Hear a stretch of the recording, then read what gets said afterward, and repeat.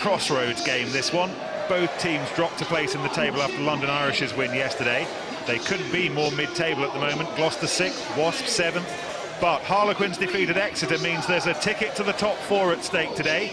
And here are the teams. Wasps, bolstered by the return of their England trio, Flutie, Simpson and Worsley, all go straight back into the starting 15.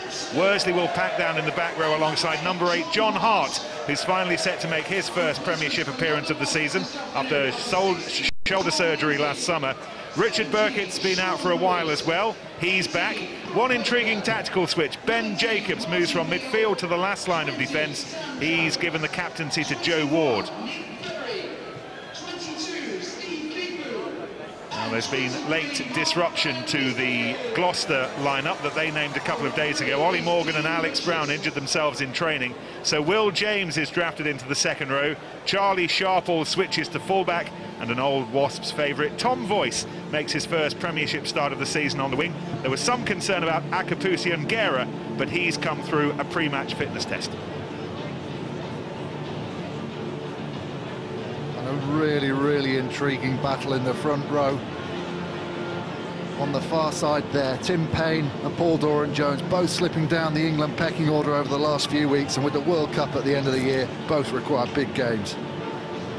And Alex Brown's unfortunate injury in training yesterday means that Will James comes in, but what you lose in line-out ability, you more than make up for in physicality. And in the battle plan, Wasps go in with 2 Exocet missiles on the flank, whereas Gloucester, they've got the heavy artillery of Buxton and the guerrilla tactics of Hazel. Well, it's at half-back, I think that the game's going to be decided in at fly-half. Walder and Robinson, whoever has the best tactical kicking game in these conditions, should lead their side to victory. In the centres, Waldock and Flutie, will they prefer the hard grounds? Fumai Onu looked to him to carry the ball, and Molyneux, very good, strong centre as well. Not a forward, he's a centre. And in the back 3, well, we've heard about Morgan missing out, but Sharples is very strong. But watch Jacobs, they'll be under a huge amount of pressure. Expect Gloucester to pile a high ball on him.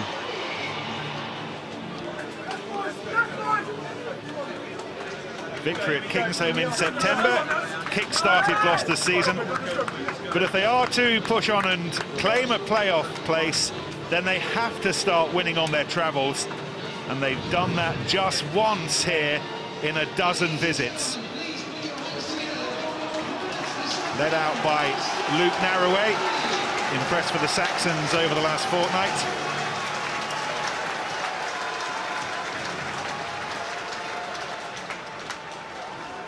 It is all about the conditions today, though.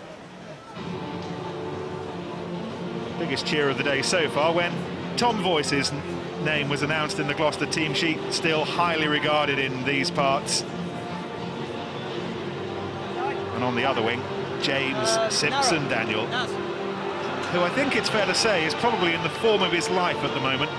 Absolutely stunning tries in recent months. Wasps have been busy turning this place into a tough one for opponents to come to this season. They've only been beaten here once in the Premiership. They've won their last half a dozen at Adams Park in all competitions. And under new leadership, Joe Ward takes Wasps out onto a soggy, soggy Adams Park. Real chance to push a claim for the playoffs over the next month. 3 of their next 4 games are all at home. Wasps delighted to have Joe Worsley back. A little unlucky perhaps to lose his place in the England squad, but Wasps won't mind that. He will be a key player today, as might Ricky Flutie. It's been a frustrating few months shaking off a calf injury, but he's been hanging around with the England boys. Now he's back with his club mates. Referee is Dean Richards. Paul Dix and Kevin Stewart will be running the lines. And it's a game where the players will need their wet weather tyres on. It's been raining all day in Buckinghamshire. You suspect whoever copes with the conditions better will be occupying a playoff place later this evening. Nicky Robinson kicks off. Luke Narroway trying to disrupt Wasps' from that kickoff, but the ball was knocked on in the process, and I dare say there'll be a number of those in the course of the match. First up, though, the Wasp scrum. Ben. Yeah, I'm sure it will. Interesting to see Wasp putting James Cannon over on the far side to stop Tom Boyce being able to compete for the ball.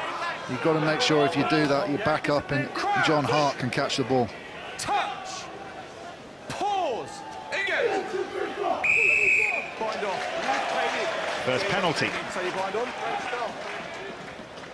Going against Paul Doran-Jones for not binding properly. Confirmation in the last fortnight that he's going to Northampton next season.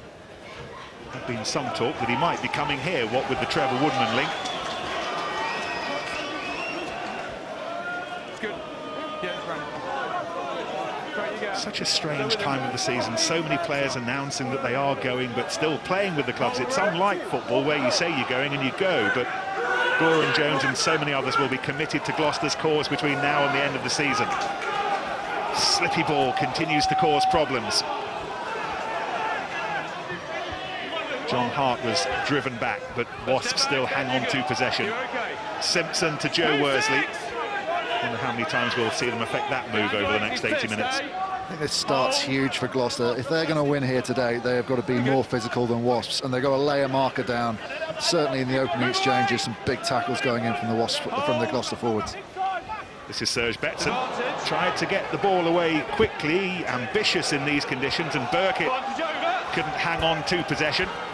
Nicky Robinson, who had such an impact in the game back in September, you may well remember, coming off the bench and kicking the penalties, and then the rather lazy clearance from the new fullback Ben Jacobs, and it was charged down. A sensible option from Robinson to kick the ball in behind the Wasps. First time that Ben Jacobs has played at fullback this season. Tony Hanks keen to get him on the pitch. They wanted to persist with the Flutie-Waldock midfield partnership.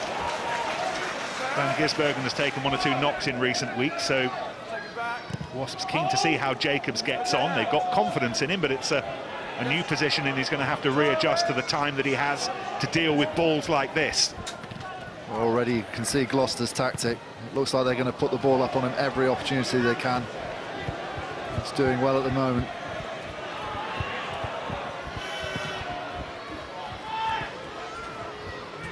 Well, Austin was predicting a kicking battle between the two sides at the start of the match. He thought it might be Walder and Robinson. For the time being, it's Jacobs and Robinson. Yeah, absolutely. But strangely enough, when it rains like this, you find a lot of players drop out the defensive line and expect the kick. We saw there that Gloucester had 4 or 5 players back inside their own 22. And what that gives you is more opportunity to attack. OK, the ball's harder to catch, but it doesn't mean you can't attack.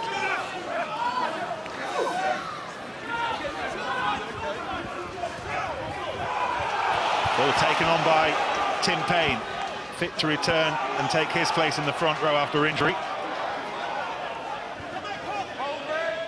And the likes of Payne and Worsley and Simpson and Flutie at other times may well have been playing for England this weekend, but they're wearing their club colours today.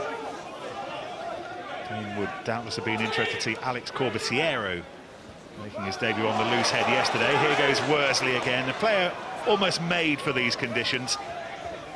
He's rugby's 4x4. Skipper Joe Ward, taken over from Ben Jacobs. Tom Rees, injured of course, out for the season. Ferocious battle at the breakdown. Ricochets back to Simpson, who puts the ball through for Horton to chase. It's a teasing kick. It really wasn't that far in front of Horton. A player of his pace, not too far away. And the pressure now will be on Gloucester and their defensive line-out. What about this kick? Well, this is exactly what you should do in wet weather. If there's a kid watching, you think it's raining, you're going to get cold on the wing. Far from it. You turn those kicks into great kicks by chasing like Horton did there. You chase really hard and you make it really good for the team in terms of territory. Yeah, a particularly difficult first throw for Darren Davidoff. Without Alex Brown, who's been calling the line-outs all week in training. You just saw that part of the problem you've got there is not just that he was calling the line-outs, but he was involved in them. Will James won't have done many line-outs this week. And we saw a slight hesitation on the call, which meant he didn't quite go up at the point that Darren Davidoff thought he was going to. The ball's overthrown. How much of a disruption will his absence be an unfortunate injury? I think just the timing of it. Had he got injured earlier in the week, they could have got round it, but I believe it was the last line-out of the practice yesterday. So all their line-outs finished for the week, and suddenly you've got to change it all again. As we hear, he landed on another player's foot as he was being brought down. This is a Wasps line-out. Narroway watching anxiously as Joe Ward goes long, and Gloucester have the advantage. Conversely, what has been really impressive on Wasps' first few line-outs is big Jim Hamilton's defensive capabilities. He's such a big man, but his speed across the floor superb, and he's been a real thorn in the side to the Wasps line-out already. Ben, you mentioned the change in the line-out, but surely the coaches sort of advocate for that, and they get things in place. They put, you know, they could do a lot of training with different people. They would have stepped in and practiced, but it's not the same. It really isn't, and especially the guy who's leading the line out, I think it is a big ask. Will James, you know, Jim Hamilton would have settled into the thought of the fact that he's not going to have to call the first few line outs. Right, okay. Wish I hadn't asked. So do I.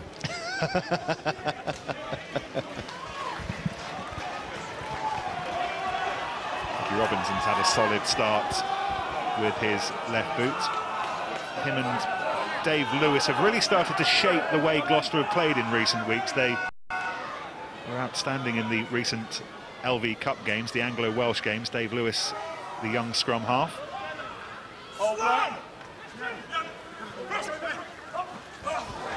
Hamilton in a right old battle with James Cannon in the centre of the line-out. And it was the former Northampton man that came out on top. Wasps have won back the ball.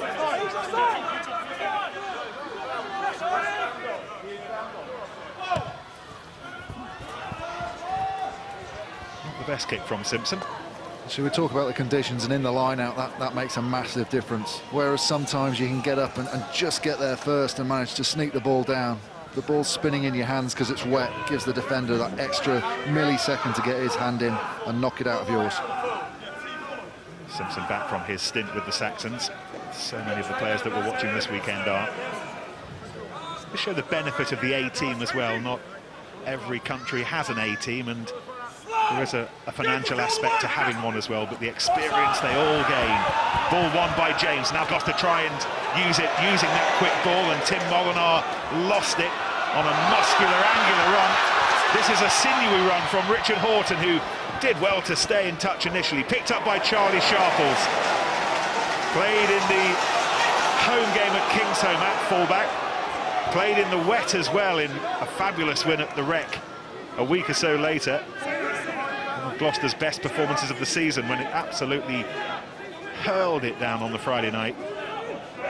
So Sharples knows all about playing at fullback. He's impressed in Ollie Morgan's absence earlier on in the season, and he's got to do the job again today, as has Ben Jacobs for the first time this season, and there was nothing wrong with that intervention. Simpson, taken on by Burkitt, at the club for over a decade now. Supporters will be thrilled to see him back involved. Been out pretty much since October after elbow surgery. Taken on by Walder, finds Waldock. Go, take the space! Wasps for the time being having to work without Joe Worsley, who's taken some attention.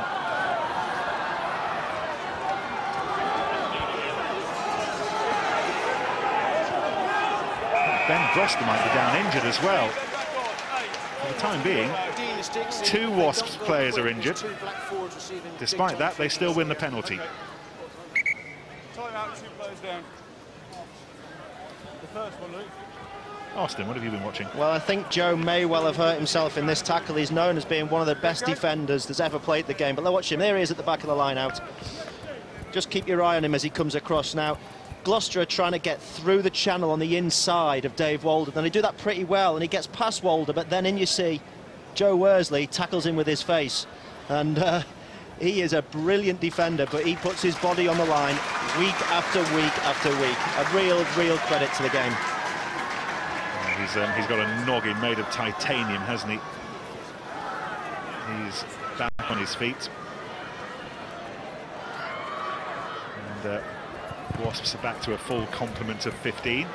Dave Walder drills the penalty towards the 22. Yeah, just Dan Cole's been praised so much for his defensive capabilities, but look at Doran Jones here, one of the quickest men in the Premiership, and he forces him to kick.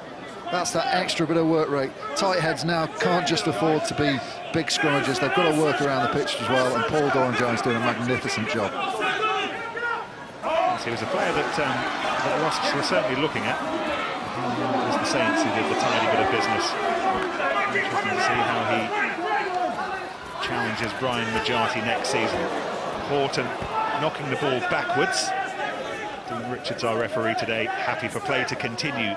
The ferocity at the breakdown does not lessen, and Gloucester have won possession. On occasion it was Doran Jones with the dive pass to the scrum half Dave Lewis, young Devonian, his opportunity to shine this evening in the absence of Rory Lawson, who's with Scotland.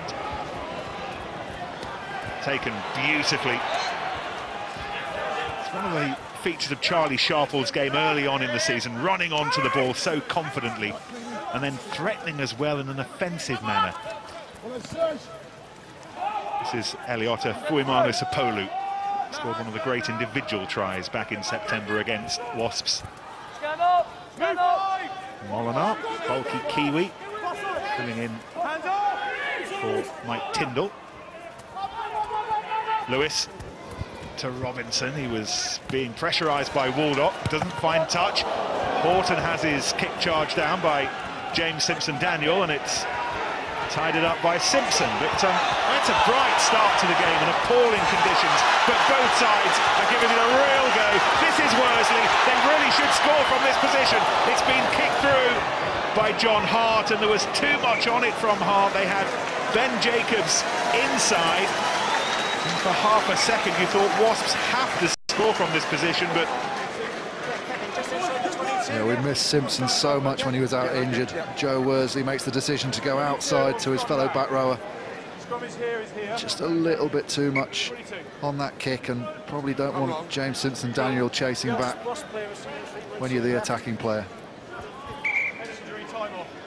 This was the initial break, came from the Simpson-Daniel charge down. Well, it's the cover as well, running backwards, and suddenly turns total defence into wonderful attack. And that offload, good support play by Joe Worsley, playing like a good number 7. And you just felt though if he'd gone inside to Jacobs, the touchline wouldn't have appeared, and perhaps the kick ahead wouldn't have been the last option. Charlie Sharples might say that he had Jacobs covered anyway, but certainly the move would have been resuscitated, wouldn't it? But yeah, absolutely. But it's a good start to the game. Either side needing the rain to make an excuse.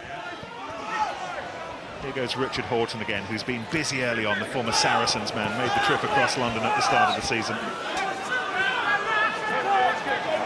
Here's Lewis, who's impressed so many people over the course of this season. Robinson, chip over the top of Varndell.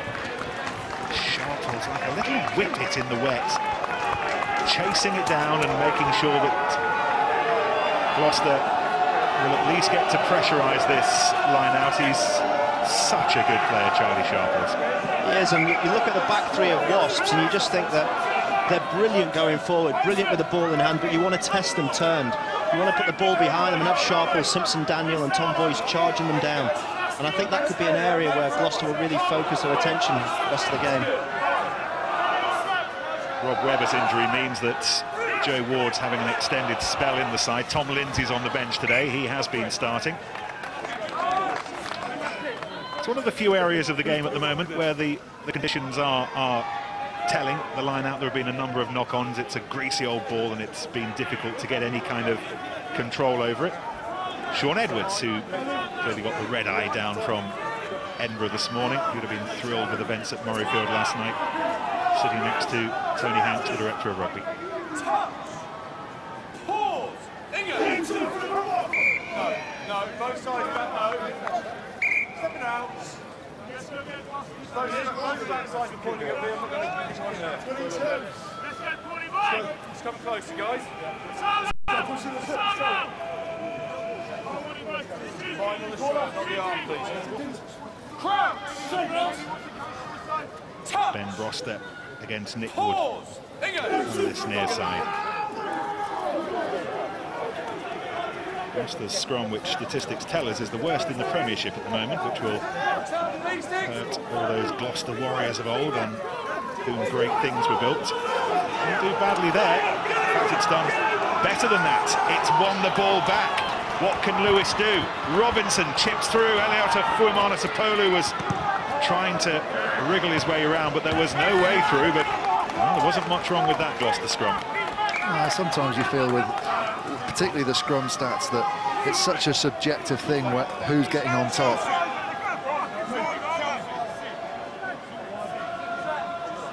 The fact that props can't read statistics, they'll go on how it feels, I think. They can colour them in, though.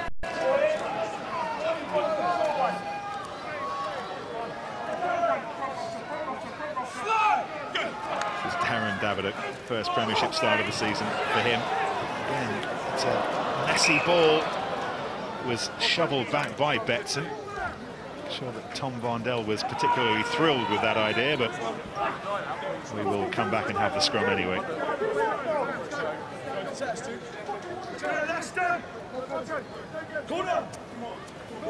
Payne, Ward and Broster. It's Wood and Davidoff and Doran Jones.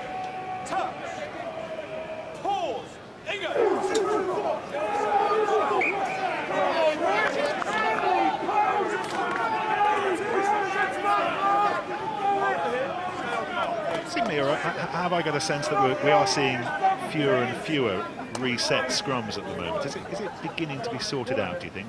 Austin's got a look on his face that suggests it is just me, but I don't feel we're spending that long at the scrum at the moment. He used the word scrum, so he's glazed over. That's a much, much better scrum from Gloucester that occasion. Managing to wheel their back row round so they can put loads of pressure on Walder for his kick. Here goes Sharples on the launch pad. Chase his own kick out into the darkening Buckinghamshire sky. Flick back by Ward, which might not be the brightest thing to do. James Simpson-Daniel just has to drop on the ball. And Simpson-Daniel slides in the wet. The Cherry and Whites are ahead. Well, Sean Edwards will be going absolutely ballistic at Joe Ward. One thing coaches always say, even in dry weather, this high ball will go up. Jacobs doesn't manage to get underneath it. It's a bouncing ball and then it gets batted back. You never do that, particularly in these conditions. And the ultimate poacher, James Simpson-Daniel. You can see what he's trying to do. He's just trying to knock it into the hands of his teammates because he knows it's a difficult one to catch himself. He's as mercurial as ever. He can create his own tries. He doesn't need other people to give them to him. Conversion a successful one. Nicky Robinson adding the 2 points, and I think that's probably a fair scoreline. Gloucester have been increasingly the dominant force over the last 10 minutes, and it's they who lead 7-0. Yeah, and Simpson-Daniel hit the nail on the head, Ben. He's been sublime all season. Every time he touches the ball, he makes something with it. Great recovery of the kickoff from Wasps. Wasps put 2 forwards on this side and no one from the Gloucester pack came over to mark them. Good turnover, immediately they're attacking. Really important when you get a score, you concentrate at the next kickoff and you get the ball back and go again. Andy Hazel tried to counter-ruck for the Cherry and Whites to no avail. This is Broster. The only Premiership match he missed this season was at Gloucester. And our studio guest this evening, Phil Vickery, led the side out for the last time. Sharples, that's a collector's item, knocked on. Wasps from a position of some danger can build here through Payne. Joe Simpson taken on by Hart.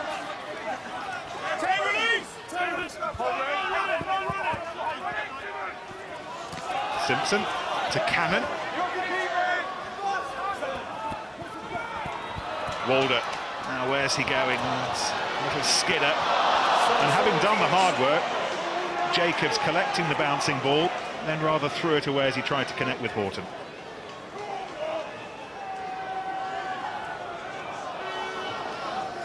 Yeah, it's a poor pass from Waldy. He runs a good line, it opens up, and just in these conditions the ball's not going to fly through. I think he might have been aiming for someone else, but then great pick up by Jacobs, but then under pressure struggles to get the ball away to Horton. That's an interesting graphic. Wasps comfortably ahead in the possession stakes. You don't necessarily want that much possession on a day like today. You want the opposition to be making mistakes, and as we saw with Simpson Daniel, then you capitalise on those mistakes. That's a very good point. Very good point. That's one this year. He's not had his Sunday lunch, Ben, that's the reason. He's a bit feral. He needs a big burger on the way home to calm him down. There's another good example there, though, off the scrum. Simpson Daniel, not the biggest guy, but he beats the first defender and gets over the gain line. Made the kick a lot easier for Robinson. The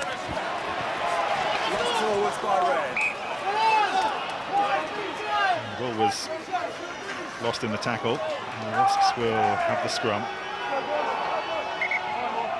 That's Nicky Robinson.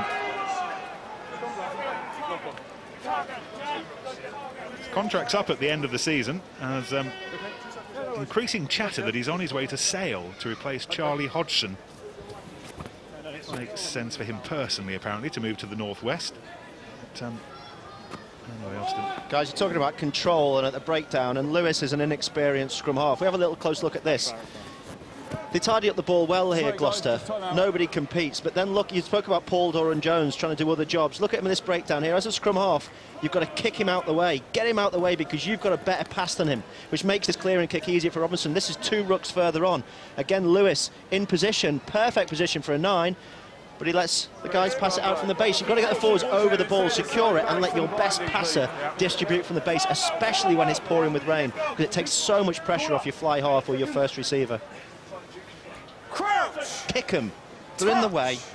Pause. Kick them. They don't feel pain. Had his best game of the season last weekend. I've never felt any pain when Austin kicked us. Like a mosquito. Just keep going straight.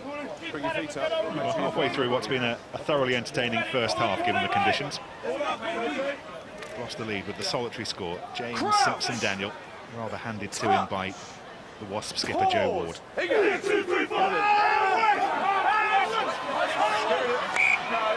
too slow. It's now the far side. I'm not going to get from this side. Okay, both of you, head upwards, please. Well, out on his own, Richard Horton. Hit through, boys, hit through. Just by standing there, he creates the scrum's right on the other side, and Wasps like to go right into the 5-metre channels. It just means that Simpson Daniel has to make a decision of whether he extends the line and comes to mark him, and there open a hole up in the middle for his centres. Opportunity's gone though, because the scrum was a little too eager to get on with things. Too eager for Dean Richards' liking anyway.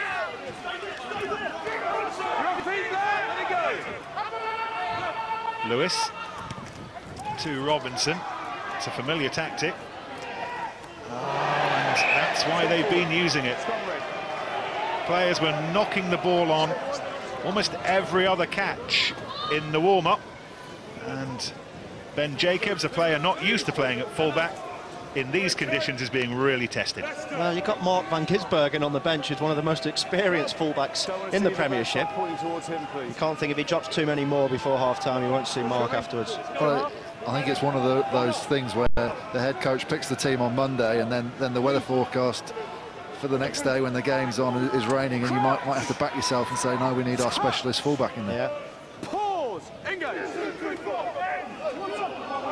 That's a solid Gloucester scrum.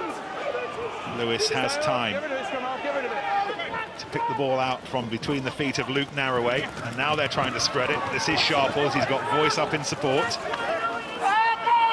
Okay, advantage offside right at the back. Lewis onto Wood. Fuimana Sapola just having to adjust himself a little bit there, which slowed down the momentum slightly, but Still Gloucester ball. Drop goal with the advantage as an insurance policy. And they'll need that insurance policy. Yeah, intelligent play by Robinson. 2 years on, number 3. Go for goal. They can open up a lead in this weather. Makes a massive, massive difference. Takes the pressure off the forwards.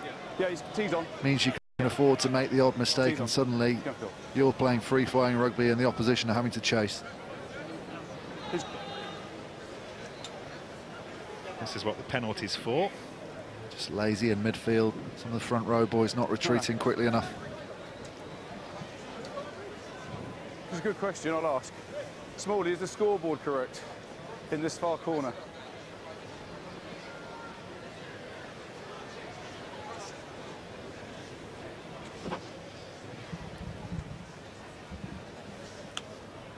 Thanks.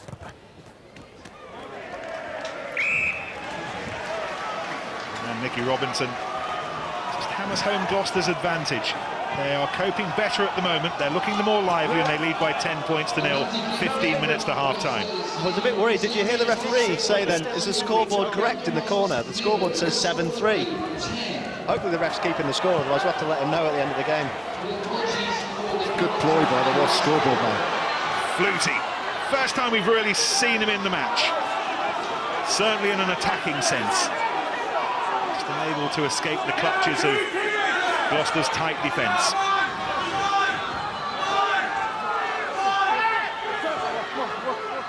Walder finds Ward. Ward runs into Fuimana Sapolu. Ball knocked on, taken forward. Farndale really wanted that chipping in behind. He felt he had the pace to go all the way.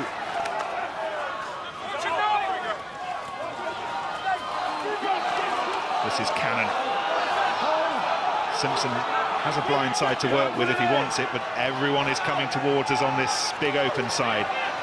Amongst them Serge Betson, the old man of France, doing overtime at the moment with Tom Rees injured.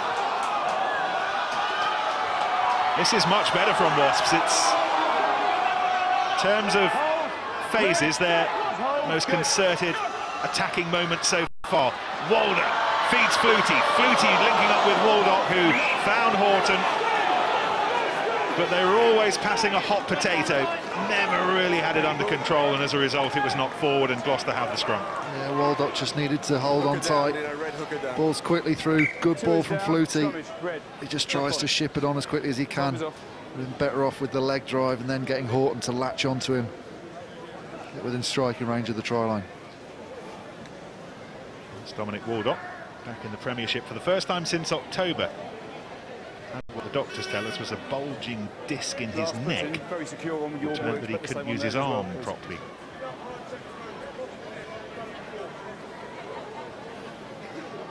We good?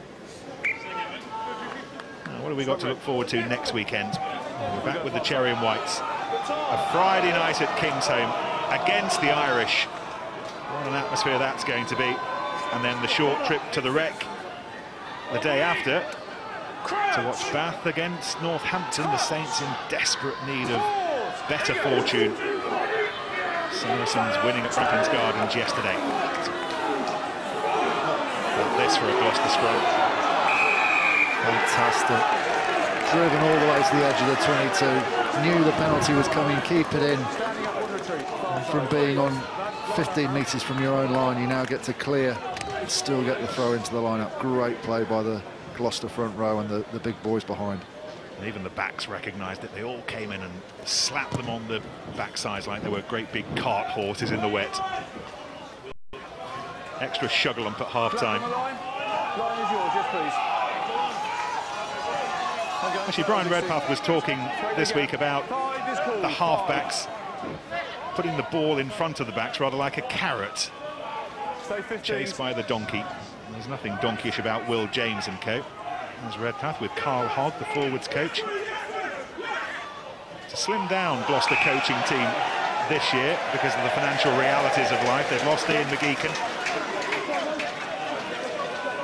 Cannon Burkett's defence in the line-out's been really good as well. Wasps have never really... Bit of a conflab there between Will James and Jim Hamilton, just trying to sort things out. Wasps have never been renowned for their line-out ability. They don't work as hard on it as other teams, but certainly in this game, Burkett and Cannon doing a great job of unlocking Gloucester. Crouch! Touch! Pause! The team would miss Simon Shaw, but the Wasps are doing their best to alleviate that at the moment. But Gloucester's scrum is becoming an increasing factor in this match. Wasps have lost it. Robinson has Fuimano Sapolo in support, but went for the kick, and Tom Voice will chase down Tom Varndell, but Varndell has an age to gather the ball and pick his spot. Don't hang around with the line-outs. He's big enough to be a forward. Taken by Simpson. Under some pressure. From the catch, Black. Simpson did well to hang on to it because he was under enormous pressure from Narroway. Yeah, good rugby all round. Keeps his eye on it. No hint of worrying about the big scrum cat coming towards him. Come on, hit this pressure on. Will it come? Let's go. Hold up. Narroway did well to jump straight back to his feet and try and get forward rather than compete for the ball. Just get yourself in front of it. Make it really difficult for the Wasps support players to clear your way. It's called kick and clatter, that, isn't it? The chase for the ball, where you kick the ball and clatter the man who's gathering. At least that's the theory. Very nearly worked for Gloucester, and now they've conceded the penalty. Far side, the flanker off. If he stays on you, you stay up. Might be a bit of a telling off from the front row boys to the back row. Do all that good work in the scrum, get on the front foot, and the back row give away a penalty. We talked before the game about Paul Doran-Jones and his impact and slipping down the England order, but Nick Woods had a fantastic game against Ben Broster in the scrum already.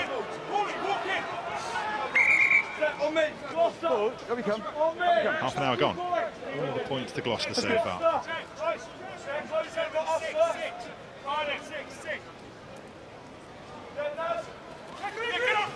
Broad-shouldered New Zealander finding Richard Burkett in the middle of the line.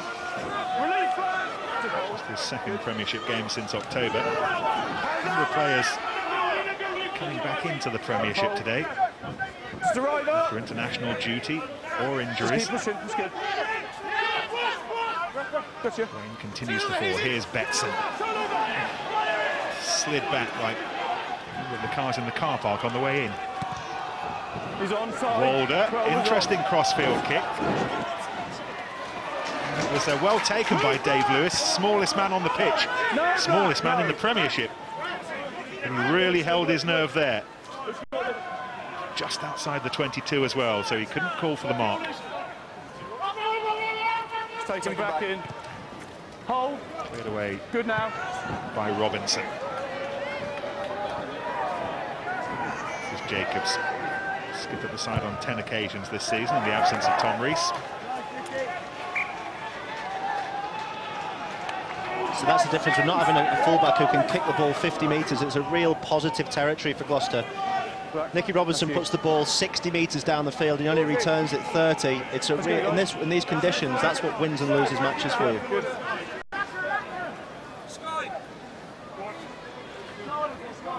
He's had a very good kicking game, Robinson, hasn't he? I'm surprised if Gloucester didn't work hard to keep hold of him.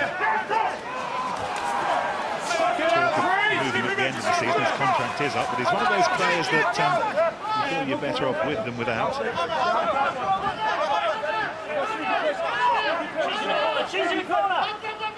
He lost Doran-Jones and Dave Atwood, who's going to Bath next season as well. A couple of high-profile players. They don't want to lose too many more. Yeah, good. Just make sure you're bound, ready in front. Release back, hands away, nothing silly. Get out now, 4. Thank you. Doran-Jones, the latest to take this ball on there.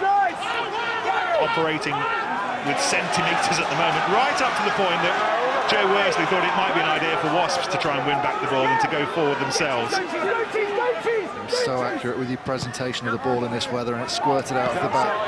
Nick Wood had to gather going backwards, and Worsley smashed into his kidneys, drove him back. He's outside. Robinson again. Hold red. Good now. Just mark that kick. Even on a soggy pitch, that was never going to hold up for Robinson.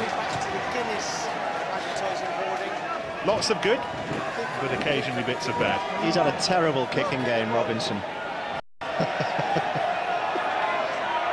It's unfortunate though, it's a good idea. In that wet, you sort of expect the ball to just sit down on you a bit more. It's taken a hard first kick and rolled out for him, but I think he's kept Gloucester going forward very, very well in this half. I think Gloucester's tactics have been superb. The pick and go, although Worsley managed to get it going backwards, they were getting within range where Wasps would have been worried about giving away a penalty or a drop goal. Playing a really controlled game, the Cherry and Whites. As Will James whistled up after Alex Brown was injured yesterday. Not really any better, is it? So, thanks.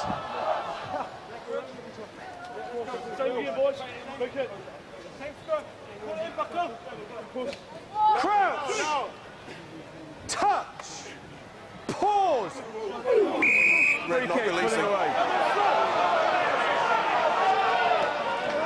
It's going away. A little bit of over-eagerness. Dean Richards very precise with his crouch, touch, pause, engage. A little bit too precise for the liking of Wasps.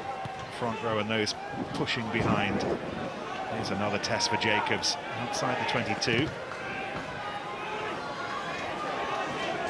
Hoisted high. It only finds Robinson, who senses space over Vandel, who'd pushed up to halfway. And Robinson finds a decent enough kick back inside Wasps 22. Yeah, his second kick was superb. The first one a little bit too long, but he gathers the return. Sees that Vandel's come up in the line, puts it in behind him. Roll to the touchline, suddenly pressure back on Wasps again. That's good for you. Very difficult in conditions like this if you're losing the territory battle.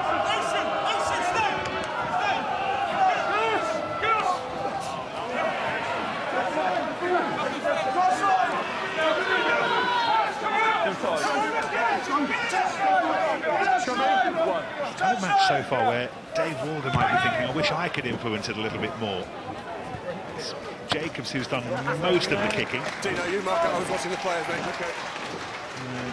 Walder has watched the ball come back over his head, having been delivered back by Robinson. Vandel, in an attacking sense, has been pretty anonymous so far. It's not his fault, it's just that Wasps haven't created that much. Nick, the difference between the two is they're both kicking equal distance, but Nicky Robinson's getting the ball on the floor. And in these conditions, once you get the ball to land, it gives you a huge positive. Dave Walder seems to be finding the back three of Gloucester, and I think that's probably because in these conditions they're a little bit more experienced, and the pendulum that they work as a back three to get in position is working better for them than it is for Wasps. Line out one by Narroway, the captain. Here is Vandel, and keen to show us that he can kick as well. It's not out of the top draw. Almost went sideways, and Vandel is incredulous that it's been taken back to the 22. Let's have a look at this. Step up, step up. Good.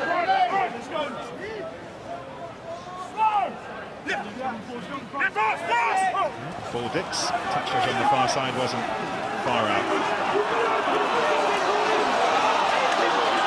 Good defence by the Wasps, but they've got to keep it on because Gloucester are just weathering that, and now they'll take going backwards to get the go forward again. Look at that.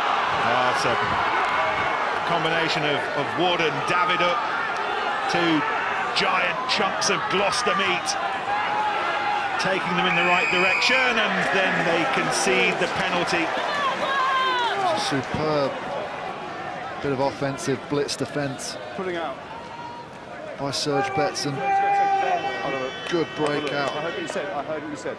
Just brushing Simpson aside, and the latch by Wood as well, adding to the power.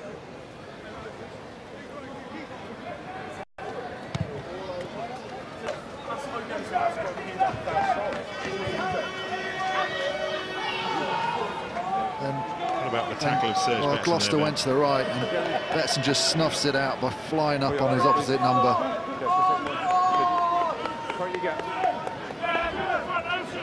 Thank you.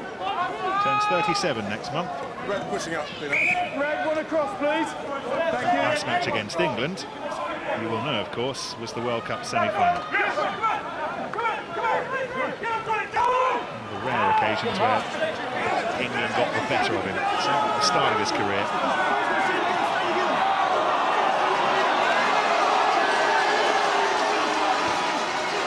Now it's the Wasps back in control, driving them all up to halfway.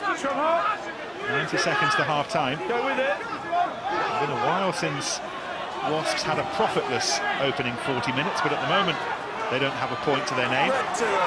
David Hook was offside as he tried to hold up Simpson. Simpson, little terrier that he is at scrum half, tried to go on his own, but then knocked the ball on. Fuimanu Sapolu can gather and will come back for the knock-on anyway, and we've got 60 seconds in the rain to go till the break. Simpson's asking about a tip, he was let down. Didn't see it. Yeah, no, it's fine. Yeah, Simpson's great on the break. Did some work, Austin and I, yesterday on the offload and getting your hands free in contact. The danger is, if you go behind the tackler, it's a long way for your boys to clear out, but in these conditions makes it doubly hard.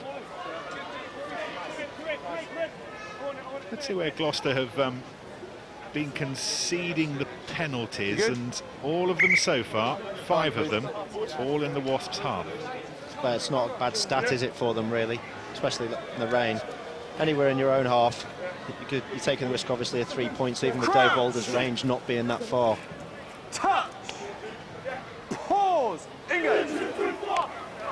Black, black, black. From the side. Down. Elbow down. Straight From down. the far side. Black far And side. that penalty has gone against Tim get it off Payne for dropping the scrum. A little bit of help, Dean Richards, the referee from Paul Dix. Kingsholm in September, Nicky Robinson was banging those over to win the match, but Wickham in February in the rain, he opts to push it towards the corner. Let's go. I think we heard the officials say that time was up, but we've got the added bonus, a director's cut, if you like, of this line out. One final chance. They go long, they've found Hazel, and they're trying to create the space to allow the likes of Fuimanu Sapolu to move along in. Robinson, Jim Hamilton was up in support, hoping for the ball that never came. And that will be the end of affairs. But a thoroughly entertaining first half. We're sometimes having to use the conditions as an excuse, Ben, in games like this, but not today. That was good stuff. The entertainment's been there from both sides, but Gloucester just on top because they've been slightly more accurate. They played a game plan involving getting the ball down into the Wasps' half and sticking down there. And Wasps have been slightly more adventurous. We saw a couple of attempted offloads, a couple of times where the ball's tried to go quickly through the hands, and it's not worked, and that's why they're points down. There are plenty of worse ways to spend a rainy Sunday evening. James Simpson-Daniels try, Robinson's kicks at the break. The cherry and white's up, 10 points. And hopefully that should stop Gloucester, you know, fly hacking the ball. Nicky Robinson's putting it in the corners, and we just need to get the ball ourselves for a bit. Lovely, thanks for your time, Rob. Hope you'll be back out there soon. Thank you. Over to you, Nick. Thank you, Sarah. Hearing that there are no changes to either side at half-time. He's been one of the standout players in the first half, Nicky Robinson. So for the time being, Mark van Gisbergen remains on the bench. Ben Jacobs continues at full-back. Sean Edwards doesn't look overly impressed, but he never looks overly impressed, in fairness. Here's the try scorer. His testimonial season. Leslie Barnacola, by the way, had his shoulder operation this week, so he's still out for at least another couple of months. How difficult he would have been to stop in these conditions, and like a tractor rolling down the hill, wouldn't he, Barnacola? But hopefully watching somewhere at home on his sofa. Dave Walder has the second half underway, and there is Simpson Daniel.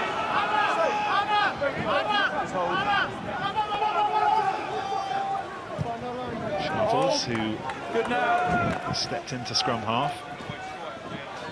The ball was cleared away by Robinson. Jacobs now trying to do a Robinson, just trying to stretch play a little bit, but on the wrong side of the flag, and oh, that was it was a little bit tasty, but there was a little slip from Tom Vondel. No malice in that. Robinson taking his time, Vondel just making sure that Robinson knew he was there.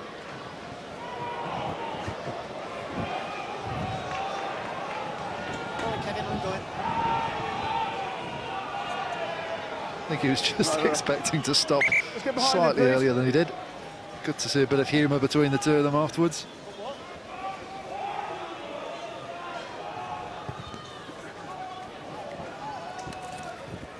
Horton gathers and gathers well. He's driven backwards by Daviduk. Simpson to Worsley. Halfway. Simpson again, little terrier to the big warhorse Betson. He's moved, he's fine. Thank you. Walder. He's gotten back. He is inside. Being taken by Hold red. Robinson. No hold. Now, yes. Now here goes Jacobs with a little bit of space to run into. And he's tipped up by Tom Boyce.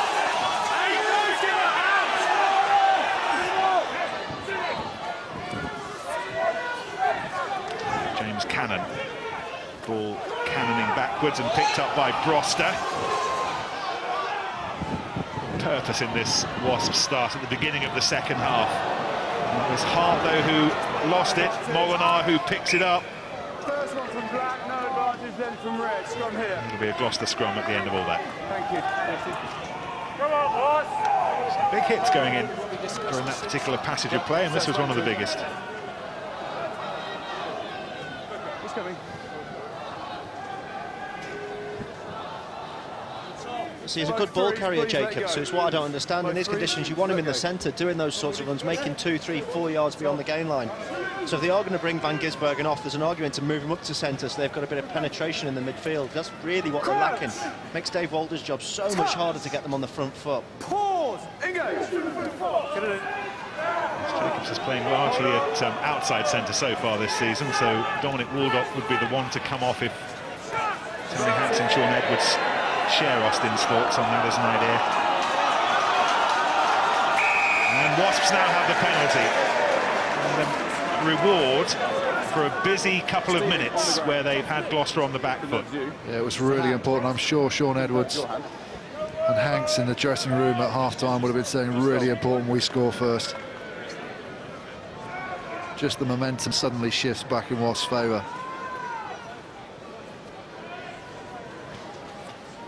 Lost pause. First man For the first time in the match, 43 minutes into it, Wasps have their first kick at goal.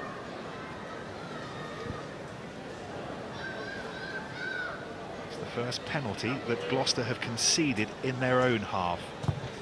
Will they pay for it? Oh, they will. That had plenty to spare from Dave Walder. Wasps on the board. It's taken a half and a bit, but they're in the game. Wasps 3, Gloucester 10. Yeah, you can see Cannon coming over to the touchline again. He's marking voice. I just think that's because Sharples is so good under the high ball, and he's been playing on the wing a lot this season. And Gloucester have used that kick over to the winger rather than to their forward pack, but with him moving to full-back, not doing it today, you wonder whether if they get another opportunity, Wasps might revert to a normal setup. Simpson Daniel gathering the kick. Retire black. Get out the 10. Jacobs really get the distance on that. But, I think it was John Hart who made sure that it came back on the home side. Richard Burkitt was involved as well.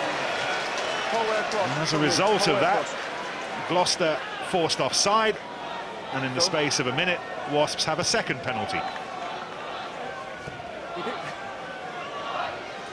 Well, the referee and his two assistants have worked well together. Again, his back was turned there. You got the shout from the far side. Gloucester were offside in the middle. Simpson is still doing that, don't he? Yeah. 3 times in the last one. Hands went on the ball.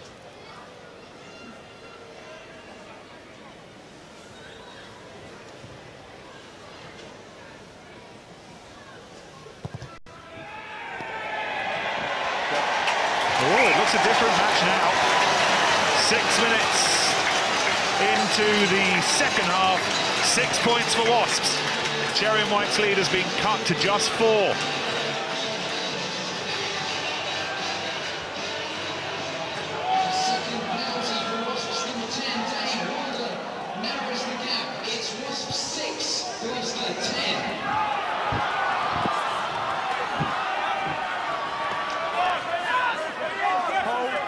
Restart won by Burkett. Yes, you're inside. Challenge is made inside. Ball is inside, challenge is made inside. Cleared long by Simpson. This is James Simpson. Daniel doing what largely only he can do at the moment. And then Tom Boyce knocks the ball on, but what a moment of brilliance, might be too strong a word for Simpson, Daniel, but he just does that when he gets the ball and runs in a fashion that so few can these days. He just finds the space so well. Difficult ball for Boyce to pick up. Don't jump, please. I think he got caught in two minds. He thought about the kick to the corner. He thought about just going for it himself. I mean, I don't think brilliance is too strong a word to use. I think he's been fantastic this season. Every time he touches the ball, he looks dangerous.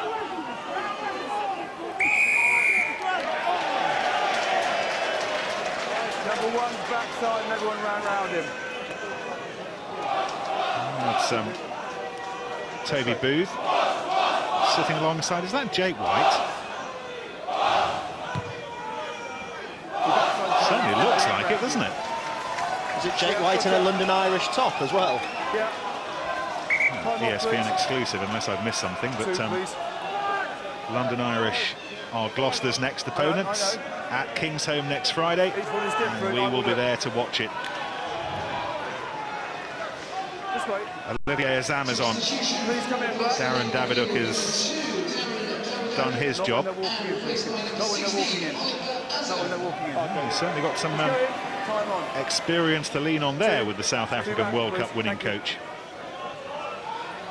One of those who was linked with the top job at the RFU. Is he going for a job with London Irish? We'll get Sarah on the job. That's what she's paid to find out. Move it!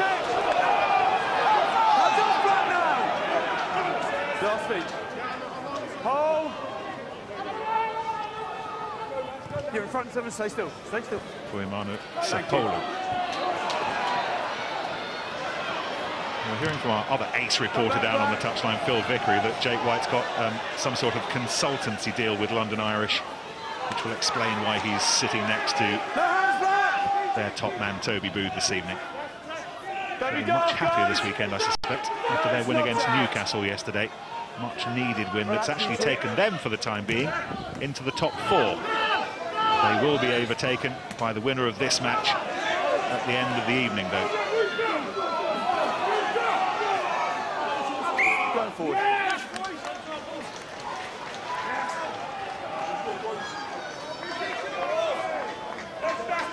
Well, we've talked about Sharple's ability under the high ball. Had no right at all to take this ball off Tom Van Dale. Fantastic take. Now Gloucester have the put in. Desperate to get back some attacking momentum. Sharple's one of a crop of really fine young players coming through at Kingsholm at the moment, and Gloucester now have the penalty. And it was a binding of Ben Broster. No, it was actually Tim Payne on the far side that was causing the problem. It's a high penalty count for Payne in this game at the scrum.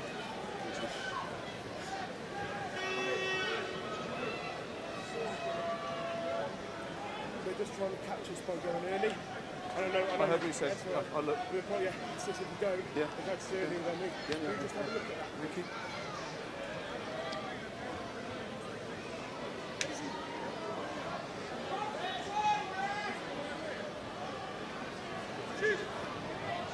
Thank you, Kevin. Graphic illustration that this is the toughest of his 3 kicks so far, but it's an important one. He's a left-footed kicker, it's the right side for him. Beyond the rain, no other elements to worry about, but it's just his footing, really. That was firm, the ball's on its way, and it's just falling short. 22. He was slotting them over from another 10-15 metres at Kingsholm in the dry in September. That's what the rain does to you. It's affected my golf as well. It's an absolute nightmare at the minute. Picked up by Narroway. Kept on the side and taken them over halfway. The test of Gloucester's resolve now as Wasps have forced their way back into that, and there was some resolve in the run of Will James there. Coming in for Alex Brown today. Ball was not forward, and Wasps will have the scrum. You wonder whether Gloucester miss Alex Brown, but Will James offers an immense amount of physicality, and look at this. Oh, that's not the one. Yeah, that's fair. Narroway there spilling. When he didn't need physicality, he was through a slight hole, could have got his hands free. Crouch! Touch! It's a little bit more consistency in his game. You can see him start to challenge the likes of Nick Easter in the England back row, but certainly playing well enough in spurts at the moment. Yeah, he's playing well. He had a tough time. He was replaced for the first time in the game we covered when these two played last time, and Brett Deacon was the man who came in, had a big game, big part of Gloucester's win that day, and he took the shirt back for a number of weeks, but then he was badly injured, had a bad ankle injury himself. It's Brett Deacon still 3 or 4 weeks away from full fitness with that ankle ligament injury. He had a period, didn't he, Luke Narroway, where he did moments of fantastic play and then just something completely stupid, and today we've really seen him out. Maybe giving him the captaincy has given him that more responsibility, focused his mind. He's undoubtedly a very good player. Last England cap in the Six Nations 2 years ago.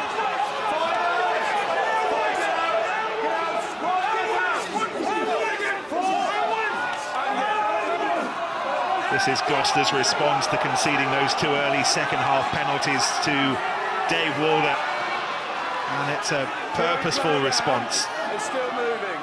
Dave Lewis, young scrum half, trying to organise the Shire horses in the rain.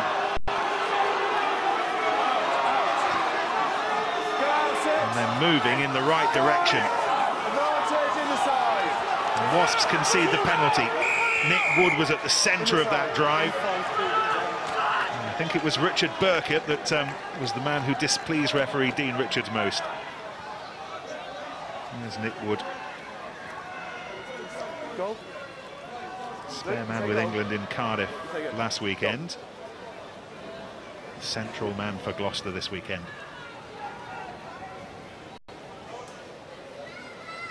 And we think this might be the moment where Burkett conceded the penalty in the yellow scrum cap.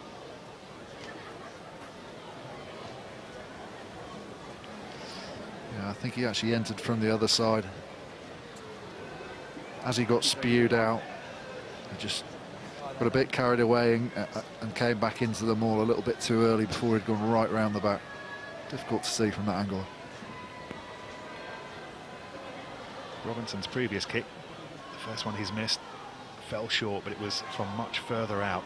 This, even in the rain, within his compass. But he didn't get the direction right. And it remains a wet 4-point cushion.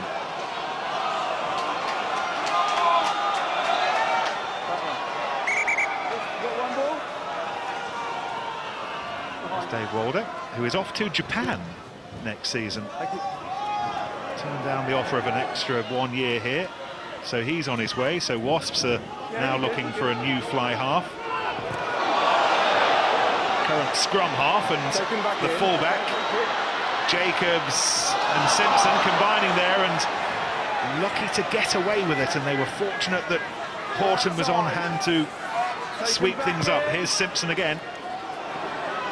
No running for glory on this occasion. Time to put boot to ball and to invite Gloucester to reset from deep, which they will. Sharples fires the ball against the ankles of Varndale. It was hacked forward by Wood.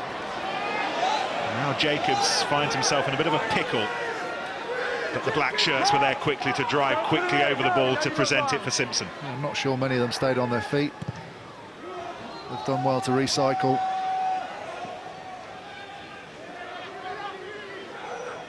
Retiring. Warder. Taken in. Hold just on 22, but it was taken in anyway, so it didn't matter. And now here's the opportunity to run the ball forward with some menace. Oh, another penalty, and it's taken quickly as Lewis tries to up the tempo of the game. Simpson was fine, and Horton calls for the mark, and it was bright and ambitious from Lewis. In other circumstances might have won the obstruction, but he didn't. And there are other matters now for Gloucester to concern themselves with, because Buxton has to haul his large frame all the way back, and this is an interesting decision, but he's done really well. He took on two of Wasps' closest attackers and beat them and wins the penalty. That was fabulous. Another penalty against Tim Payne, but brilliant by Buxton. One side. Picks up, back to the ball, sees that the kicker would have been under immense pressure, but it's this fend-off. Just manages to stay on his feet, scrabble forward and allow his support players to get back with him. 150th Premiership appearance this evening, and playing as well as he ever has. Good clubs are made on good club men, and there's not many better than Peter Buxton. Yeah, send him in. Austin's wiping a tear away from his eye. It's all getting a bit too much for him. Okay. It's rain.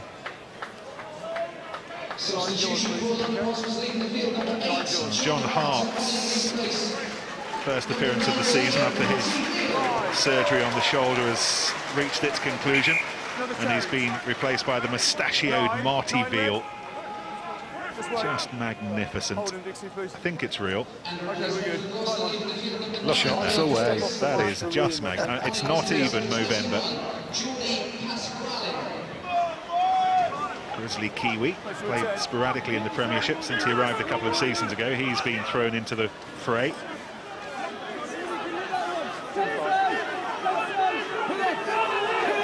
Jordi Pascalin is on as well at scrum half to replace young Dave Lewis, who fizzed around with some interest. But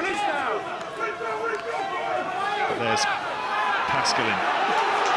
He's not going to get his hands on the ball for the time being, though. It's Simpson. A fantastic counter up by Joe Ward, and now's the time to go. Ricky Flutie in his red boots is the man leading the counter-attack, but it's broken down. Jacobs makes sure that it doesn't break down irretrievably, though. Tackle from Narroway on Walder. Doesn't manage to dislodge the ball.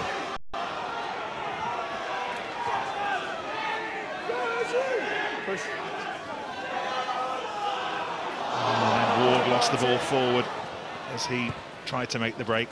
Molineux happy just to guide the ball into touch, but the momentum was lost by Ward's knock-on. Okay.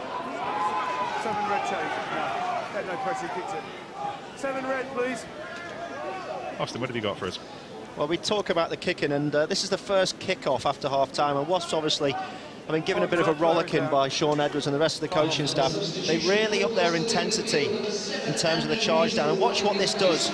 Serge Betson really gets off the line, as does Joe Worsley. They pincer Nicky Robinson and force him to kick in around the corner. He can't get his body weight through the ball.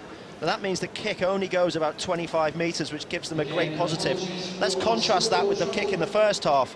We've actually put the clock on this. This is a great kick by Robinson. He's kicked it down over 60 metres, and look at the chase. The chase from Gloucester puts Jacobs under pressure, and he hooks it. Now that's a positive gain of 30 metres.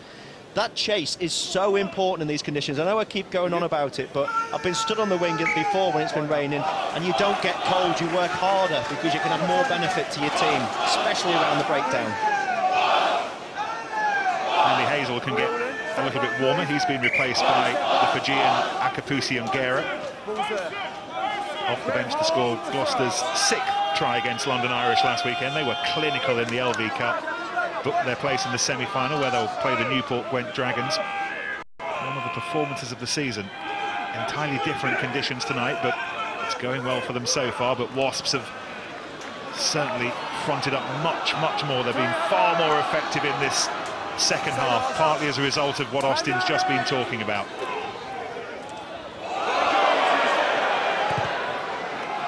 Simpson. Vandel chasing it. Voice catching it. Not hanging around. Robinson, the ball was touched, so every Gloucester player is onside, but Walder had plenty of time to gather his thoughts and find Jacobs, who's shuffled backwards a couple of metres. Well, the ball's gone loose. What a pick-up by Simpson. Had no right to come away with that ball. Delivers a good ball, and suddenly, from being on the back foot with Gloucester having the ball, Simpson's taken them back 10 metres from Gloucester's line, and the pressure on the Gloucester line-out. How about this? What about that in the rain? Nick Wood was there, he was on the ball. Could read the manufacturer's name, count the stitches. But Simpson stole it off him. It was a prop, I'm not sure he could read the name. Here's a French hooker, 35-year-old now, playing second fiddle this evening, Olivier Azam. Ball ends up in the arms of Nick Wood. Just a sense, Ben, that the tide is turning here, and that at the moment it's Gloucester having to do much of the defending. It's Wasps who are pressing in a way they've not pressed so far in this match. Still having to press from deep, though. Been a lot more accurate. They've played the percentage as well, getting the ball down in Gloucester's half.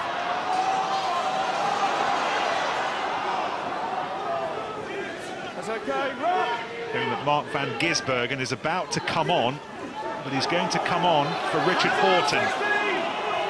So there'll be some rearranging in the back line. We assume that van Gisbergen will go to fullback, but Jacobs will stay on. Perhaps he'll move to the wing, we'll see. But van Gisbergen preparing to make his entry as we enter the final quarter of what has been a compelling match, and it continues to be. Second time in the match that Wasps have gone beyond 5 phases. Walder, this is Veal. He and his moustache making decent ground. Simpson again, who's been much more prominent in a positive sense in this second half. Always a sign that the side's moving in the right direction.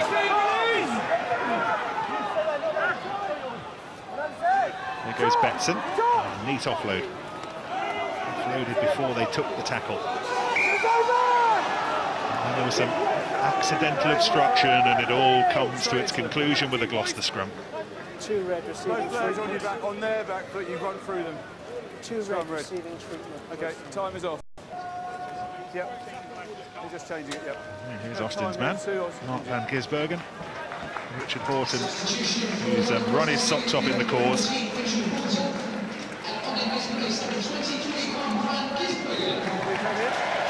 what are they going to do?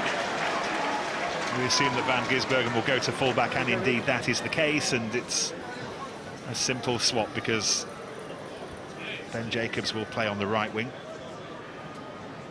You good? Hold on. Yep, okay, time. 2, skip. Who's your captain? Okay. Nice. And another substitution for London Wasps, leading the field, number 2, Chirrut. Tom Lynch is on, replacing the captain Joe Ward. 23-year-old relishing the opportunity to shine in Rob Webber's absence. Off the bench today, he's started his last 4 matches in the Premiership and has played very well. Tim Payne remains at loose head.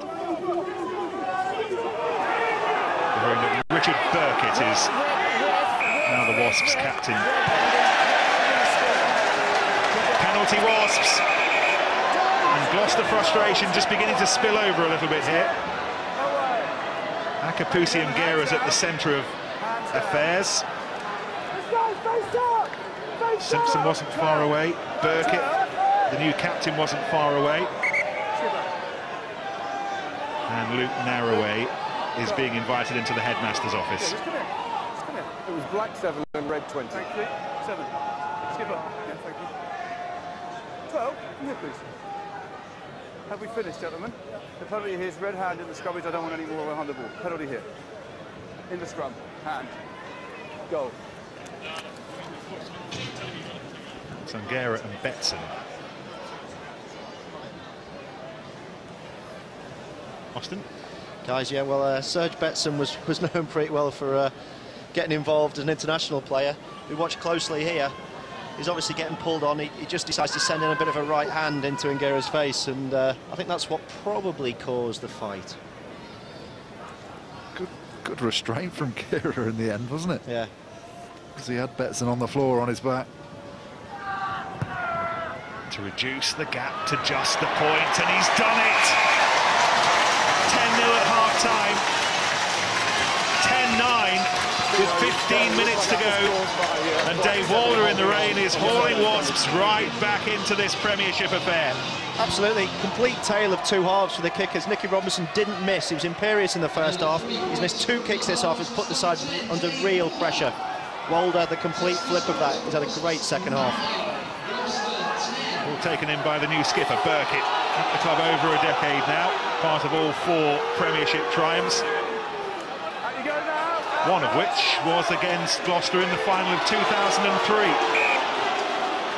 Knock on, he's offside. Knock on from Black. Going forward. Knock on from Black. He's in an offside position. Wasps knock on. Gloucester scrum. Need to try and Black going forward, knocks it on. Offside get a foothold in this match again. It had to be. In the first half, we see the penalties, Matt. In the first half, Gloucester not giving away any penalties in kicking range. Second half, those 3 inside, and Walder's knocked them all over. Pause! Engage! Wind up, get it in. Hold. Jordi Pascalin pulls off the back of that scrum, and it's flicked up by Narroway, and Robinson feeding Simpson Daniel. Done well to get it back. Pascalin again to Robinson, and this is one of the replacements taken on by Nguera. Tom Varndell's in big trouble down here. He's really injured himself. He's in a lot of pain. As is Simpson Daniel. He remains down as well. The ball was kicked through, and 22. And Gisbergen makes sure that it's a 22 dropout, but it's going to be a while before we have this 22 dropout. Simpson Daniel looks like he's in trouble as well. I wonder if they've collided knees or... I'll go, Kevin. I'll go. Let's have a look at this.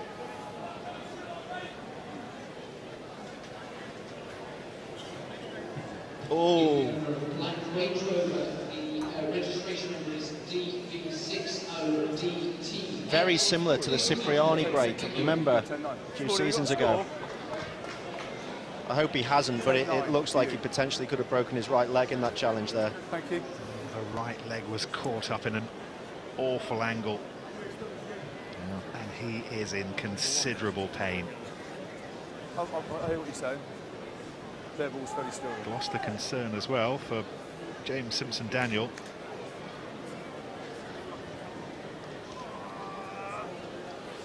Yeah. Okay.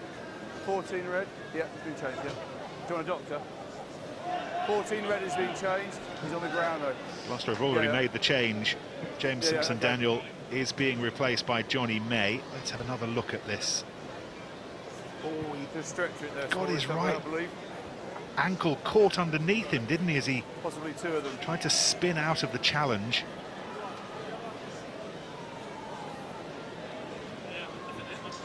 The number 14, James Simpson Daniel, and on in his place, number 23, Johnny May. So we're waiting for Tom Varndell to receive the treatment that he needs. You can't get enough of the 6 now. Nations at the moment. We've got a fortnight's worth of great England-France classics on ESPN Classic every night at 8:35, starting tomorrow with the Grand Slam decider at Twickenham in 1991. Carling, Guscott, Underwood, Blanco, Sella, Sant-Andre, who I remember scored one of the great tries at Twickenham. Did you say Guscott's on it? That's a reason not to watch, is it? He's one of the great players. He is, he was brilliant. Now, we've been concerning ourselves with Varndell, but let's have a look at James Simpson-Daniel as he takes the tackle as well. Oh, and his right ankle just breaks underneath him as well. We're not suggesting it's broken, but it just gave way underneath him, didn't it? Yeah. Yeah, Grant. Thank you. He's already made a significant contribution to this match. It might in the end prove to be the most significant contribution because he scored the only try of the match so far. He was rather handed it by Joe Ward, who slapped it down as Walder tried to collect it. Simpson-Daniel got in there first. And the two players who are now injured involved in the only try of the match so far. Thank you. Yeah.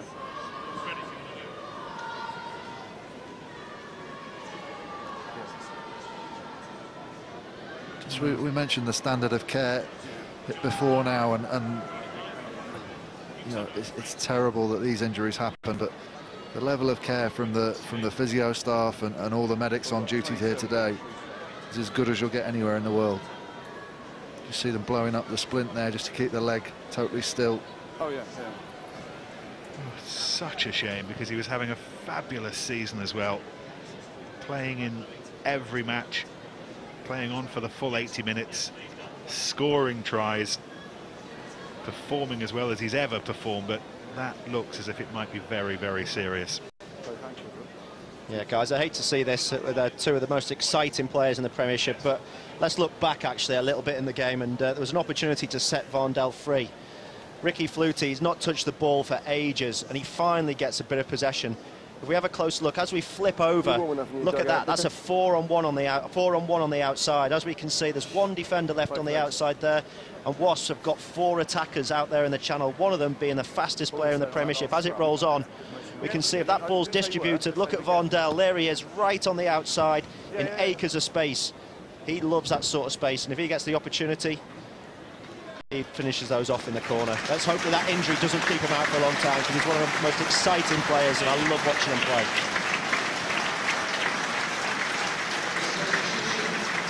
Difficult as your teammates are being taken off and keeping focused. And more importantly, on a day like today, keeping warm. The last thing we want now is the guys to have cooled down and tear a hamstring. Both sides, fitness staff have been on, keeping their players warm. 10-9 or 9-10. The best wishes, of course, go with Tom Varndell. A lot of people in the Zorro. And a bit less. See, he's been replaced by the Australian Nick Berry. Right, not on the doctor, but... It's like the remnants of some awful car crash, isn't it? Varndell and Simpson-Daniel, two of the game's great entertainers, stricken on the wet pitch. The strange thing was they were both away from each other, weren't they? It was literally 2 completely freak accidents in the same play.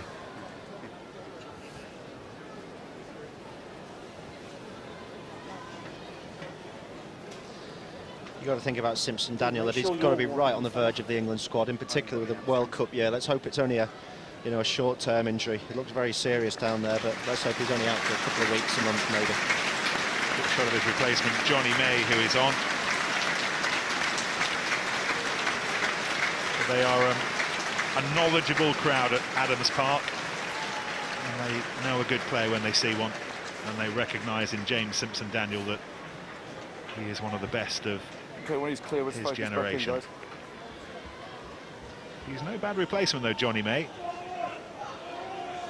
Moles at the club tell me that he is the quickest there. He's got some speed, Johnny May, and he's going to hope to get the opportunity to use it. Who's your mole? Come on, who's your mole? Make sure you're behind, please. the coach. Never release my sources. Time on, please. He's a reliable one. Called Brian. Anyway, all the best to Varndale and to Simpson Daniel. But, we've got 15 minutes of a match still to play. Forward, then went back. Forward, You were then went touching back. on it though, Ben. The challenge now for everyone left out there is to get their minds back on the game. Yeah, absolutely. They'll be freezing cold. You need someone to spark a bit of brilliance to get this game going again. So tight, just 1 point in it. Where's the ball? Where's the ball? Thank you. Seconds in. Crouch! Jason, go, boys. Touch! We can't do it if your heads are on heads, guys. There's nowhere to go, is there? Tom Lindsay is the new face in sides, the heads on heads. Wasps scrum. Dixie, can you come, please? Now, bottom right, Crouch! Joe Simpson. Touch! Simpson has gone out onto the left wing. Engage. Nick Berry will play in his usual position at scrum half. Wasps forced to change things around. They'd just taken off Horton, of course, the other winger. Anyway, Jordi Pascalin, who come on earlier for Gloucester, acting at scrum half for them. Olivier Azam calling up reinforcements. One rest, make sure you're bound, good. Buxton was the man he was whistling up to the coalface. Move! Stay still, Black. Pascalin to Voice. Somebody here with great memories of his time when he and Paul Sacchi patrolled the wings. Voicey and Voicey, as they were known. They used to live together. Rather flash penthouse affair in the centre of town. They were the club's playboys. Sacchi now down with Toulon. Tom Voice, great to see him getting some game time with Gloucester. Always very good at staying on his feet in the tackle as well, riding tackles, making ground, one of his great strengths. Wonder if he's living in a flash penthouse in Gloucester, though. Release back! Still a game to be won here. At the moment, Gloucester are ahead and it's they who are pressing. This is Ngera. Pascalan to Narroway, who's had a busy game. Not sure which of you two is picking man of the match today, the Aviva man of the match. Ben puts his hand in the air. No, it was you yesterday. Can't do it all the time. To share you things. Let it go, guys.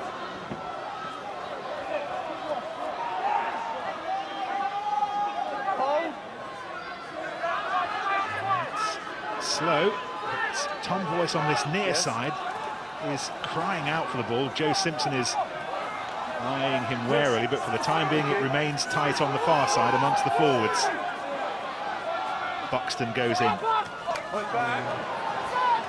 Gathered in by Ngera, and he did really well. Pascalan, this is Fuimana Sapolo. Memories of what he did at Kingsholm back in September. Robinson, now he crosses looking for Voice, and Voice got his hand to it, but Simpson was in the way to make it impossible to gather. Line out. No, it's form. Line out first. Just good power through the break. And then once they're on the front foot, I just felt Gloucester, for once, shouldn't have picked and gone. And they wouldn't have had to have made that kick. Just gave Wasps the chance to set their defensive line by the forwards picking and going once too many times. Well, Voice was in acres of space about 3 phases earlier. He had probably 30 metres to the nearest player. About making those right decisions at the right time, isn't it? Yeah, I suppose it's slightly more risky on a night like tonight to put a crossfield kick in, because if it doesn't go to hand, especially with a 1 point lead, isn't it? Burkett didn't get his hands on the ball cleanly enough, but it bounced invitingly in front of Tom Lindsay, and it's cleared by Berry, and Simpson tried to chase after it. He was barged out of the way by Narroway, which meant that Voice had a bit more time to gather, but Simpson, undeterred, put pressure on the former Wasps man. 10 minutes to go in the match, which could have a significant bearing on these two seasons. We called it the crossroads match at the start of the game. The winners are heading into the top 4 this evening. It's that important. And Gloucester are doing the pressing at the moment with Johnny May, the little kick forward. Then he chases the kick that had ricocheted off a Wasp shirt. Molinar was there as well, and in the end, Walder gets some kind of clearance away. This is Charlie Sharples.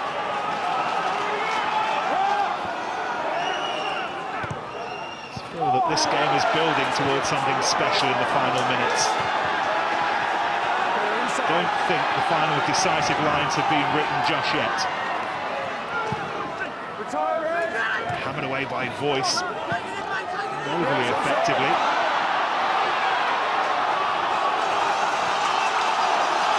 This is the prop, this is Broster, and this is Wasps beginning to feel that the moment might be not far away. Still being kept outside of Gloucester's 22. Not had a great deal of worthwhile ball inside the 22, such as been the quality of Gloucester's defence. They're heading in the right direction at the moment. Broster again. This is what Wasps are so good at. Keeping the ball, forcing that penalty. Gloucester have got to keep their composure. Tim Payne.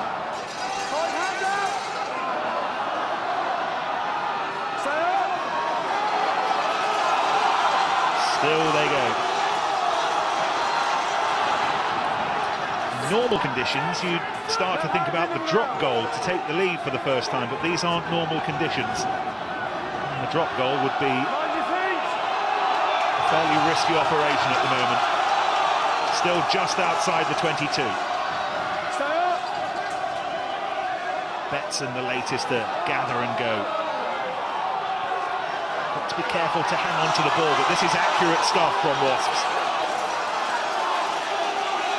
Again, Broster at the centre of things. He's been busy in this latest passage of play. 9 phases. But the last 4 or 5 have all been about centimetres. Play on, move Red, that's okay.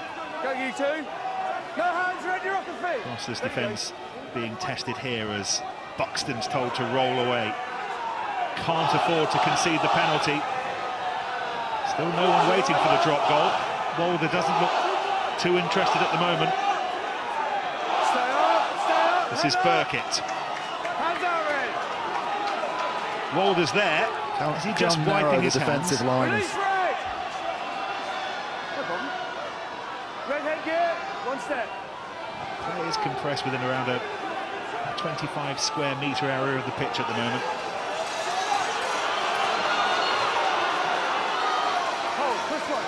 Thank you. Nick Berry shuffling his troops around. Simpson's there as well. 2 scrum halves conspiring. Simpson having to do the work of a flanker at the moment. Guarding Berry, who finds Worsley. Tiring stuff for both attack and defence. Walder's still there. He's still in the shooting gallery, ready for the drop goal should it be needed. He's got his arms out now. It wasn't the most sympathetic of passes, and it made what was always going to be a tricky job even trickier. Well, Walder does really well to take the ball on the full. The problem in these conditions, you get a hard pass, you've got to let it hit your chest, and to get it back down to your boot is a hard ask. And the forwards have worked themselves And 6, please. 6, Red. 6. to exhaustion to create that opportunity.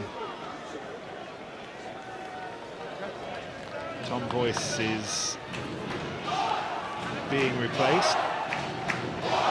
Number 19 is Alistair Strokosh. He's replacing Buxton, and young Freddie Burns is Tom Boyce's replacement. One of the English game's brightest young talents.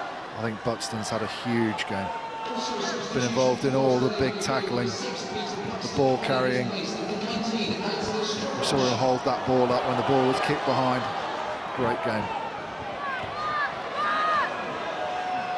Ben Jacobs. Hold 19 in. Tackle the defence. He's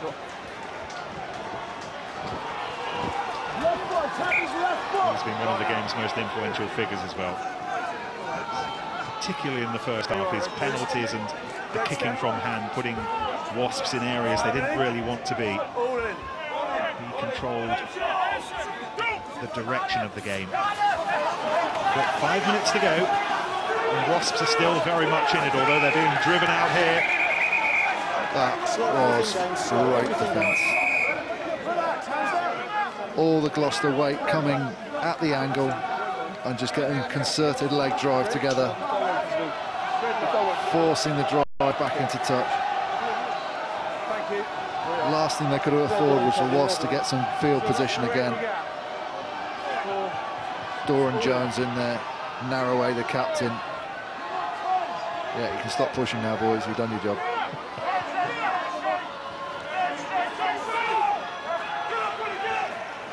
Zan with the throw. Yeah. Hard work for Gloucester to win the ball back, but win it back they have. Move forward! Let's go,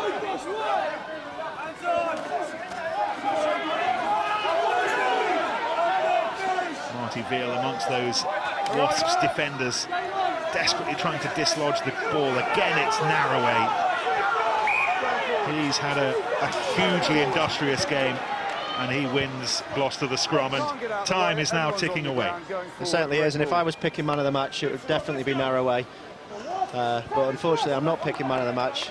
But if I was, it would definitely be Narroway. I think he's had an amazing game. Not that I'm trying to influence your decision in any way, Ben, but Narroway has been sensational. There's a lot of boys in that Gloucester pack that have had good games, though. But in particular, Narroway has had a very good game. Both the props have been fantastic. I think Narroway's played well. Crouch! Touch!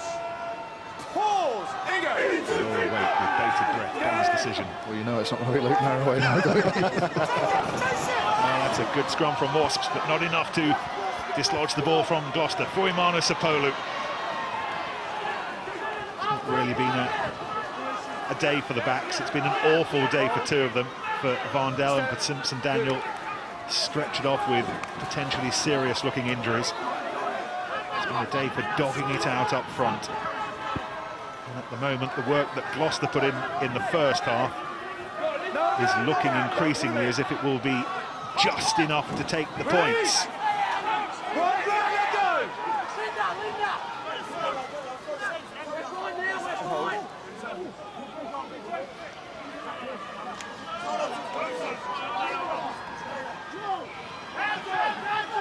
Charlie Sharples on this near side touchline is wide on his own. Almost in the Tom Voice role.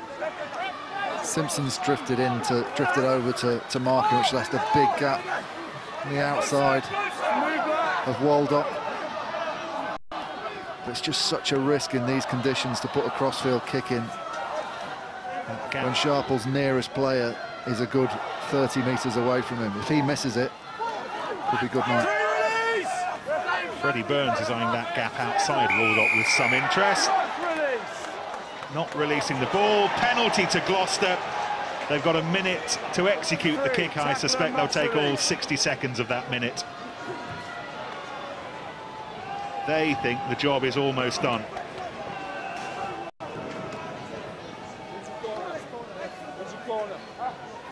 Let's go, let's speed it up. Stop. Going for goal.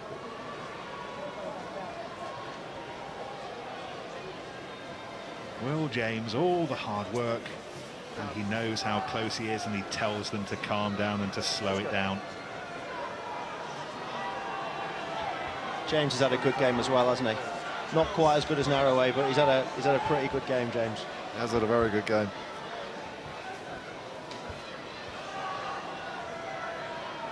Well, even if this doesn't go over, there's so little time for Wasps to respond.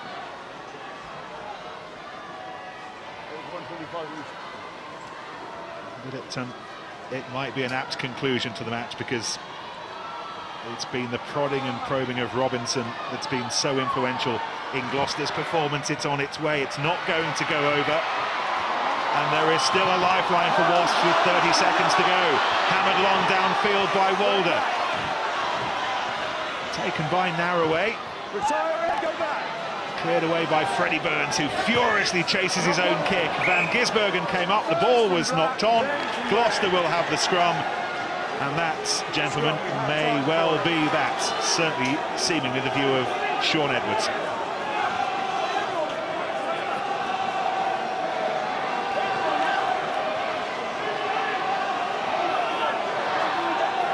Let's go, guys. Come on, let's go. Thank you, my time. Time's up.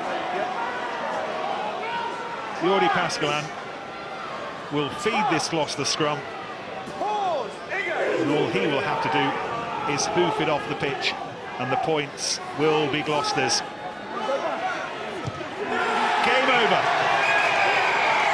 In the rain on a Sunday evening, it's the Cherry and Whites who take the spoils, and it's Gloucester who are into the top 4 of the Premiership. Yeah, they're certainly on a march. First win in 13 visits here, and that's fantastic. 12 visits for them. It's a great performance. They controlled the ball better than Wasps in the conditions, certainly in the first half. Wasps came back into it, and at times you thought that maybe they could get the upper hand, but you have to give it to Gloucester. Great control, and Nicky Robinson, for me, pinned the corners back and had an excellent game. Yeah, I think on the day, probably the difference between the two teams was the two front fives, and I thought Gloucester were magnificent. Big performances from all 5 of them, really, and you got Darren Daviduc making his first start. The 2 props were outstanding. I think it was typified by that last line-out drive Wasps tried, and the Gloucester boys barreled them into touch.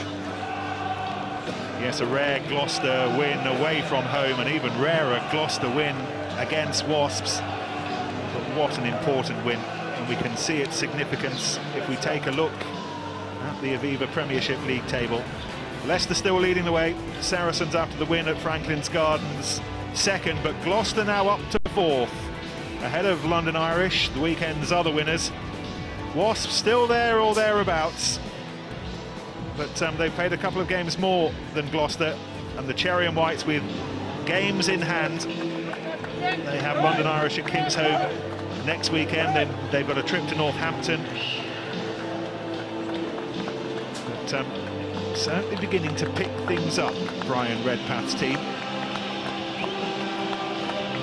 Wasps certainly forced their way back into it in the second half and may well have snatched it. Remember Dave Walder's drop goal attempts in the dying minutes. But the concluding match of the first weekend back in the Premiership after the January break. Away wins on this Sunday for Leicester at Headingley and for Gloucester here at Adams Park by the narrowest of margins.